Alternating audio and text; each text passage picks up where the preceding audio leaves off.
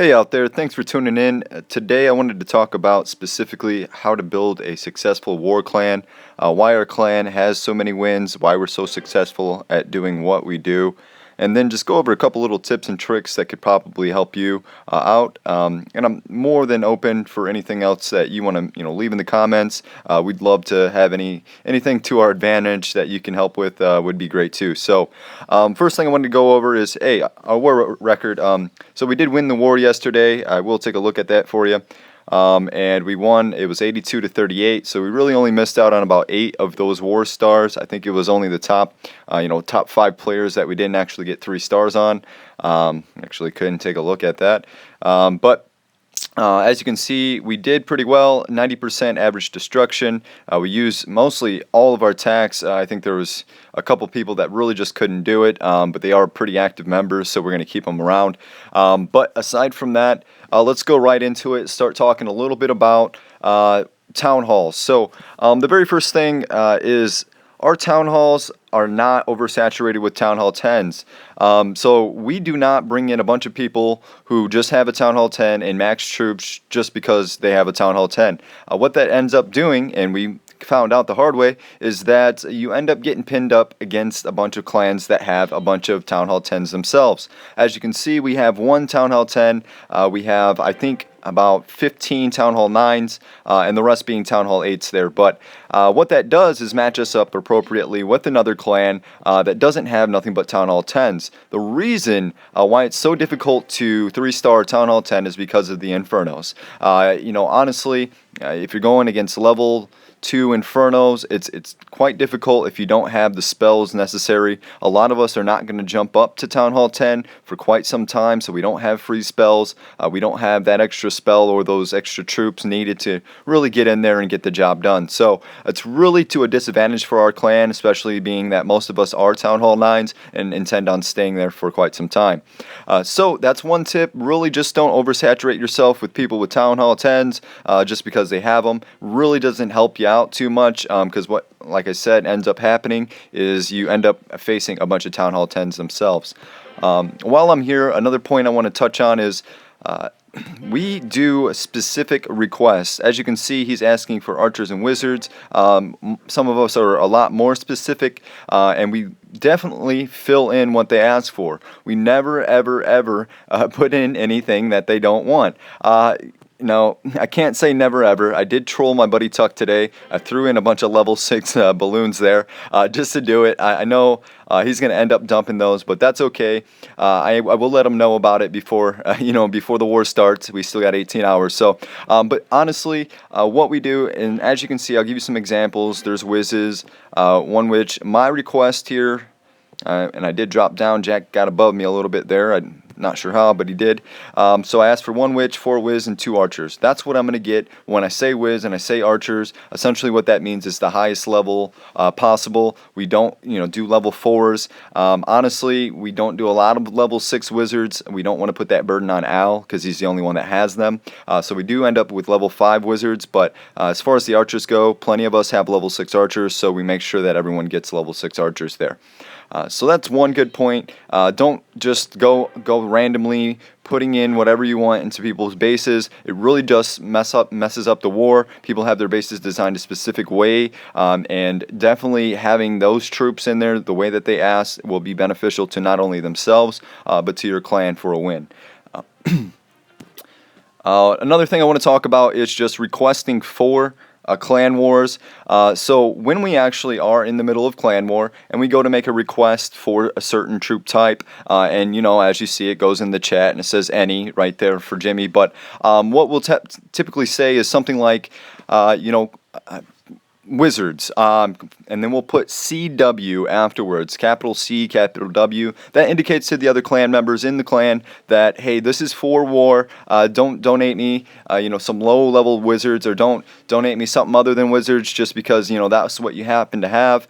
Typically, we really don't get too specific in just rating. We don't ask for high-level troops. We don't ask for things like level 2 witches or golems or things like that that are really costly on other members. Our default default is essentially just archers. But there are some people with specific requests. Sometimes they want something different, but a lot of the time it's just anything or archers, and a lot of people are just happy with that. Other thing, communication. Communication is key. So before we go in and we make attacks, obviously you have your prep phase. So you can go in here and you can take a look at the enemy base. That gives your clan the opportunity to talk amongst themselves and see what the best attack strategy is going to be for that base. I'm number 16, so I always just like to look at the competition across the way and see what they have for their level 16.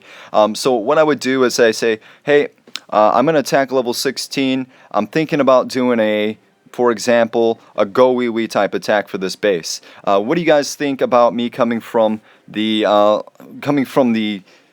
I guess the west side? I'll go on this. So, and if I came from the west side, what do I have to worry about first? Or what things should I be worried about first?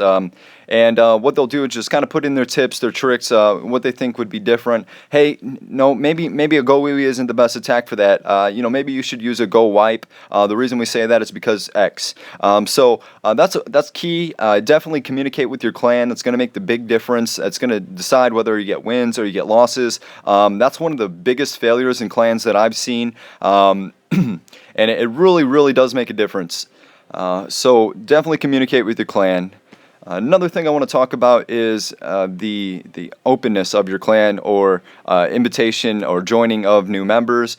So when we are in war, as you can see, we're invite only. We kind of keep that status at all times. We want to be able to allow the people to at least try to get into the clan, let us review their profile, see what they got going on, and see if they're someone who we want to bring into our group. But we never really close it. But we tend to not invite people that we definitely know are spies from the other side. That does happen. There are clans out there who just specifically try to get into your clan so that they can spy on your war bases, take screenshots, share it with their friends on Kick or GroupMe or whatever app that they're using, and essentially they'll have all the intel for your clan. It's something you do got to worry about. Unfortunately, there are people out there that just want to kind of get whatever advantage that they can to win in war. So that is one thing that we do differently. We do make sure that the clan is not completely open. You don't want it to be open because anyone could join at any time and kind of see what you got going on. For our clan, again, we do got quite a bit going on, so we don't want that to happen. The other thing I want to talk about is the way that we actually look at other people who are requesting and coming in for war. These are certain people. Now, Dylan, I don't know if he's going to be a great example here. He is someone that's been with us for a little bit now, and he was accepted into the clan. But essentially, I'll just tell you what we're looking for when we actually look at these guys when they request. So first of all, normally in the request, we kind of want you guys to say, hey, these are my 2 war attacks. These are the 2 things that I like to use in war and what I'm good at. We want to know what you're capable of. So if you put a request like mass drag, we've seen it a billion times. We know that it only gets 2 stars on most bases, so we really just don't want to see that. We want to see something more technical, something that shows that you have experience. Another thing that we look at is going to be your war hero stars. So we can definitely see if you have experience in war. Have you gotten any war stars? Do you only have 30, or do you have over 100? Do you have 200? What is it? And then sometimes if they're kind of low on it, we will and we like their base, which I'll look at that now. We like their base. We'll definitely say, hey, why is your war star so low? And if you have a great explanation or whatever that may be, definitely we'll end up keeping you. But so we're not discriminating against people who have low war stars, because we know there are clans out there that only do war every 2-3 days out of the week. We just happen to be doing it all the time, every time, so we have high expectations. But really, honestly, definitely, if you have more war stars, it's going to show us that you have more experience. So a couple things that we would be looking at. We are, again, focused on attack. So if you come into our clan and you're requesting and we're taking a look at your base, a couple first things that I look at least is, hey, what is this guy capable of? What can he do? So he's a Town Hall 8. This guy has his camps as max as he can. That's a good thing. He has his spells max as he can. He has barracks to a high level, all the way up to be able to at least build a P.E.K.K.A. And that's what we want to see. We want to see someone who has the range of attacks and can be able to do different things. Now, when you get into our clan, we are going to be asking you specific questions like, hey, what are your two major attacks? Okay, so you have hogs. You like to do mass hog. What level are your hogs? And if you tell us, hey, I do mass attack level hog 2, well, obviously you're not doing something right. Because if that's going to be your main attack, you need to level those up, or at least have a plan in doing so soon. I honestly don't have too many more tips I can think of off the top of my head. I really didn't write any down, but I think those are pretty much the basics. Those are the things that are going to make it or break it for your clan. Those are the things that really made us as a clan. So if you're looking for a good war clan or you're trying to build one now, those are some tips that you can take home with you. So I thank you very much for tuning in again. Definitely like, subscribe, share this video with others. I'm trying to get out there, trying to make this happen. So thanks again for all the support.